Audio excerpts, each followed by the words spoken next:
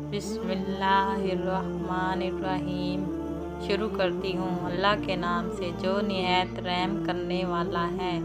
جمعے کی رات یا جمعے کے دن مرنے والے رسول اللہ صلی اللہ علیہ وآلہ وسلم نے ارشاد فرمایا ہے کہ جو بھی مسلمان جمعے کے دن یا جمعے کی رات میں مرتا ہے اس کو خدا قبر کے عذاب سے محفوظ رکھتا ہے۔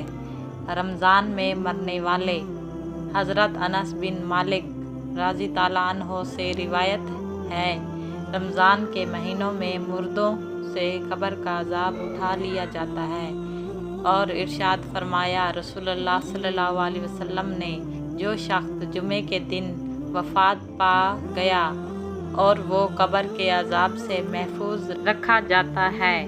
حضرت مقام بن اکرام رضی اللہ عنہ سے روایت ہے کہ حضرت محمد صلی اللہ علیہ وآلہ وسلم نے ارشاد فرمایا ہے کہ اللہ کے پاس شہید کے لیے 6 انعام ہیں۔ پہلا، خون کا پہلا قطرہ گرتے ہی بخش دیا جاتا ہے اور جنت میں جو اس کا ٹھکانہ ہے وہ اسے دکھا دیا جاتا ہے۔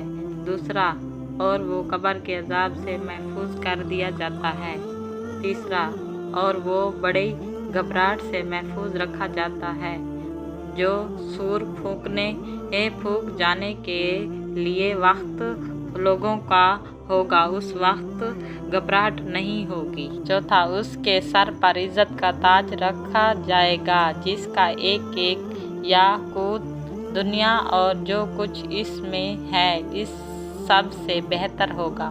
پانچواں، بہترین حور اس کے جوڑوں کے لیے دی جائے گی اور ان حوروں کے جوڑے اس کے ساتھ ہوں گے۔ چھواں، 70 رشتہ داروں کے حق میں اس کی سفارش قبول ہوگی۔